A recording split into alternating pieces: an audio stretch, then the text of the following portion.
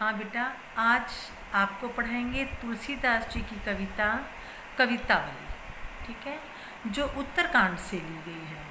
कवितावली में जो भाषा है वो ब्रज भाषा है और इसके जो दो पद हैं, पहला और दूसरा, इसके दोनों पदों में कवित्व छंद है। तो थोड़ा सा मैं पहले आपको छंद के बारे में समझा देती हूँ, उसके बारे में फिर पद पढ़ाएंगे आपको। तो छंद जो है वो 3 प्रकार के होते हैं, मात्रिक, वार्णिक, मुक्तक। मात्रिक जिसमें मात्रा की काउंटिंग होती है, वार्णिक जिसमें वर्ण गिने जाते हैं, और मुक्तक जिसमें कोई छंद नहीं होता, छंद के बंधन से मुक्त होते हैं। ठीक है, तो ये छंद के प्रकार है। मैंने अभी आपको बताया कि पहला पद में और दूसरे पद में कौन सा छंद है, कवित्व। कवित्व छंद है। कवित्व छंद में जो है उसको मनहरण छंद भी कहते हैं। कवित्व छंद को मनहरण छंद भी कहा जाता है। अब इसकी पहचान कैसे हो, है ना, मैंने ये बताया आपको कि कवित्व छंद जो है वो वार्णिक छंद है, इसमें वर्ण गिने जाएंगे। तो इसमें वर्ण गिने जाएंगे तो इसकी पहचान, पहला शर्त ये है कि इसमें 31 वर्ण होते हैं।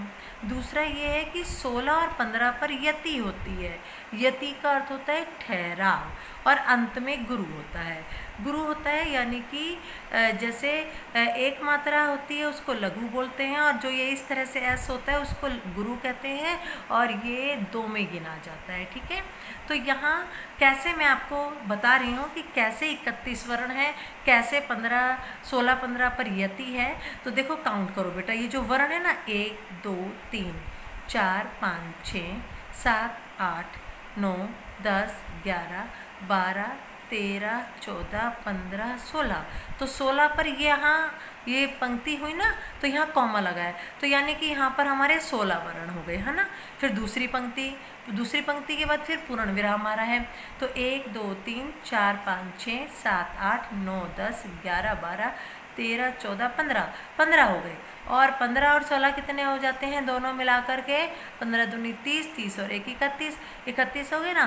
तो मैंने क्या कहा था, 16-15 पर यति, यानी कि जो पहली पंक्ति है उसमें 16 वर्ण आएंगे, दूसरी पंक्ति में 15 आएंगे, और तीसरा मैंने कहा है कि अंत में गुरु होता है। गुरु मीन्स बड़ी की मात्रा, बड़ी की मात्रा है तो वहाँ गुरु होता है। तो यहाँ देखो, यहाँ बड़ी की मात्रा है, यहाँ भी बड़ी की मात्रा है, यहाँ भी बड़ी की मात्रा है, यहाँ बड़ी की, चाहे वो की हो, चाहे नी हो, चाहे ती हो, चाहे पी हो, कुछ भी हो, लेकिन बड़ी की मात्रा, बड़ी ई का मतलब है गुरु। ठीक है, तो ये है।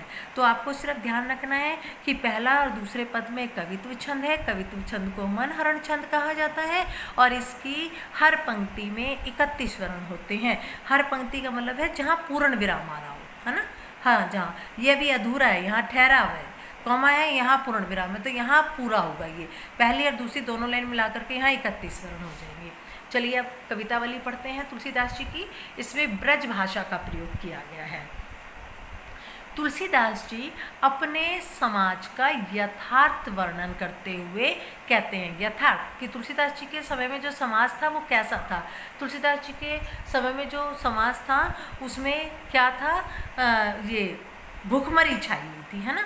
किसबी का अर्थ होता है मजदूर, किसबी, किसान, बनीक, भिखारी, भाट का अर्थ होता है भाट, चाकर, चपल, नट, चोर, चार का अर्थ होता है दूत, चेटकी का अर्थ होता है जादूगर।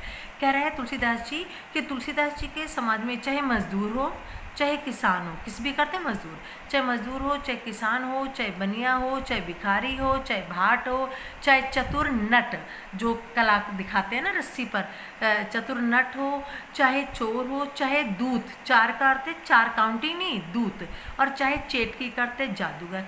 समाज के कोई भी लोग हो, पेट को पढ़त गुण गढ़त चढ़त गिरी, वो पेट की भूख को शांत करने के लिए गुण गढ़त अनेक उपाय कर रहे हैं, चढ़त गिरी पर्वतों पर चढ़ जाते हैं, अर्थात कठिन से कठिन काम करने को तैयार हो जाते हैं।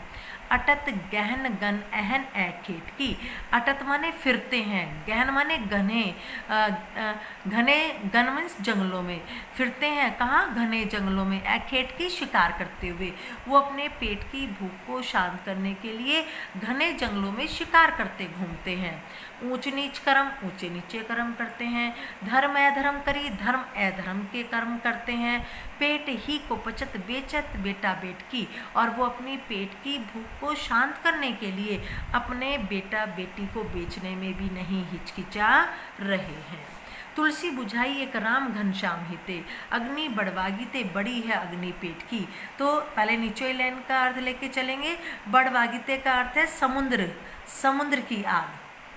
कवि कहते हैं कि जो भूख की पेट रूपी आग है, जो पेट रूपी आग है अर्थात जो भूख की आग है, वो अग्नि बड़वागिते बड़ी है अग्नि पेट की, कि पेट की भूख रूपी आग समुद्र की आग से भी बड़ी है। और तुलसीदास जी कहते हैं कि इस आग को प्रभु राम, राम घनश्याम, राम रूपी बादल ही बुझा सकते हैं। और यहाँ राम घनश्याम में रूपक अलंकार है।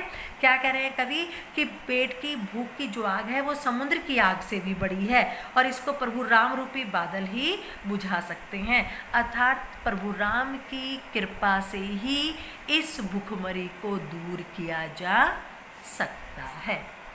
ओके।